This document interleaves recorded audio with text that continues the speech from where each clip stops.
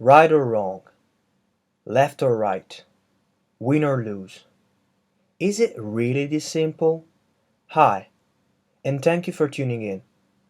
My name is Carlo, and today I would like to talk about directional thinking, what it is, and why, although many of us are unaware, we are all craving for it. To do so, I first need to explain you how I got here.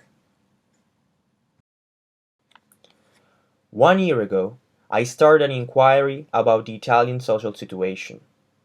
I am Italian myself, and I was curious to discover what was at the root of anger, hate, and polarized views that are often present in public debate, with the media being the echo chamber of polarization. I discovered that anger can be a great generative force if balance is found between suppressed and aberrant expressions of it, and that the best way to handle polarization is with an empathic mindset. However, I was still left with the question, how? How do you handle a polarized situation? How do you enable the conversation to be generative rather than disruptive? With these questions in mind, 3 months ago, I started a new quest, and I'm now sharing with you what new findings I discovered and which directions I want to go next. Whilst defining polarization, which is the act of dividing something, especially something that contains two different people or opinions, into two completely opposing groups. In this model, this is visible with the pushers and followers. I encountered the term binary thinking. Binary thinking signifies always putting things in terms of two options that are usually mutually exclusive. If A is right, then B must be wrong. If I am right, then you are wrong. How often do we fall victim of this thinking pattern? High-risk behaviors, disconnection, diverses, addiction, loneliness, exhaustion, anger. Rather than seeing these behaviors and negative outcomes as consequences of a binary thinking worldview, we perceive them as evidence of the harsh win-or-lose nature of life. Social science researcher Brené Brown explains that when we reason from this binary thinking perspective, or Viking or victim perspective as she calls it, we crush fate, innovation, creativity, and adaptability to change. A Viking of victim worldview is a direct product of a binary thinking pattern. We makes us perceive a world where if we are not the oppressors, we are the one who are oppressed, with no other options in between. With this understanding of binary thinking in mind, I would like to put you into perspective directional thinking. Where binary thinking sees start and finish, directional thinking sees moving forward, a step closer. Where binary thinking sees black and white, directional thinking sees shades of gray. Binary thinking feels safe. It creates a world where things are right or wrong, one way or the other. In the binary world, there are start dates and finish dates. Things happen sequentially, one after the other, in a linear way. Our own brains tricks ourselves in what is known as intuitive heuristic. When faced with a complex and difficult question, we often answer an easier one, without noticing the substitution. Our own mind craves the clarity of a word that unfolds in a straight line. Sadly, this isn't how the world works. Success is always reached passing through many uncertain actions, recognized failures, and gained experience.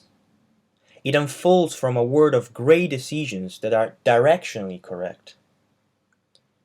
Directional thinking is what suits the domain of uncertainty.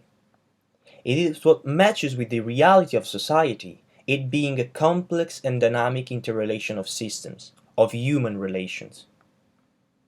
Directional thinking is the thinking required to keep complexity in perspective and taking decisions towards a desirable outcome, adapting to the situation as this unfolds and changes over time. When I first started with this quest, I developed a starting question. How might we reinvent the way we engage with politics to foster generative discussion from it? Besides desk research, I started looking for an answer to this question together with Rudy van Belkom, future researcher at the Netherlands Study Center for Technology Trends, with an interest in the future of democracy. We decided to collaborate after realizing our mutual interest in reduction of polarization and populism in society. During this collaboration, we both discovered that the focus of forces should not be on the two extremes, the two completely opposing groups, but the attention should rather lie on strengthening the middle group. As Barb Brandsma, polarization consultant, explains, pushers, the loud voices at both ends of the polarization spectrum, very often come up with single issues. Can we find the questions that we all want to see answered? The ones that are really important for the middle group, the silent ones. The key is strengthening the right group, the middle group, addressing their issues and formulating their questions. With this understanding of polarization and its components, our perspective changed, and we readdressed our area of interest on the silent ones rather than the pushers. But how to make use of it? And more importantly, how to foster social inclusion? We are both in the midst of finding out viable approaches and discovering possible directions. What I can state for myself is that I realize where actually my interest in politics resides. By addressing polarization in relation to our political system, I discovered that I'm driven by politics for it being the set of activities that have to do with public life. I am motivated in reshaping our manner of interaction between one another, moving from disruptive debates to generative conversations, as we humans are determined by our interpersonal relations. Quoting Aristotle, man is by nature a social animal. My intention is that of fostering social inclusion through interventions aimed at questioning our approach to interpersonal communication, and doing so integrating a big passion of mine. Food! You might be thinking, he's Italian, of course he loves food. Well, my native country definitely determines me. Growing up in Italy, I developed a deep connection to our culinary history as well as our well-defined cuisine. But my bond with food is not confined by my nationality. It is rooted within me for it being a sharing experience.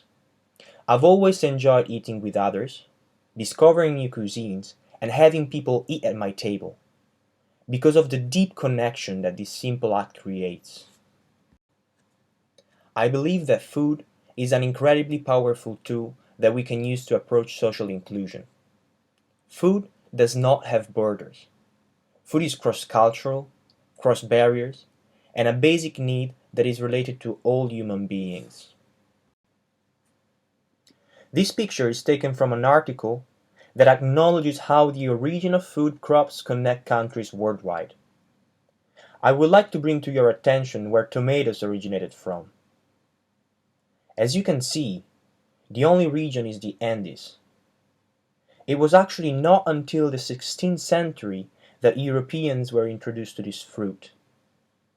Now think of how fundamental this element has become in cuisines worldwide.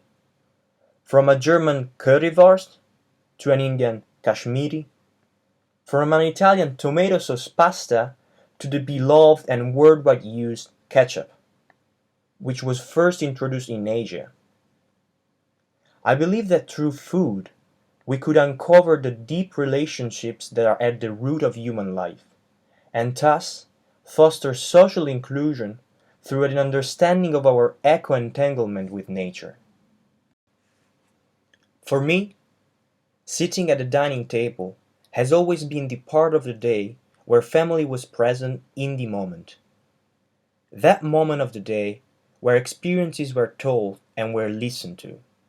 Through conversation, We would deepen our understanding of personal experiences to a shared meaning that would elevate individual perspective to a higher level.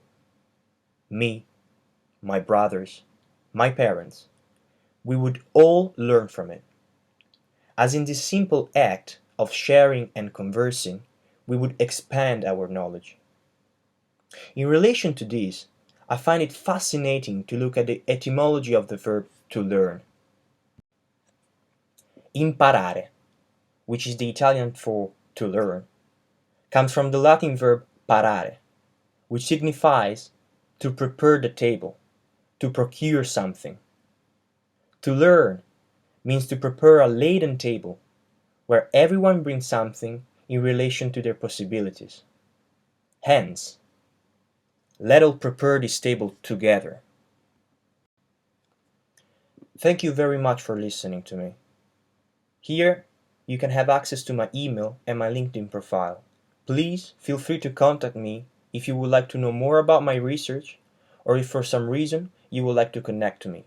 I would be more than glad to know more about your interest and how we could collaborate.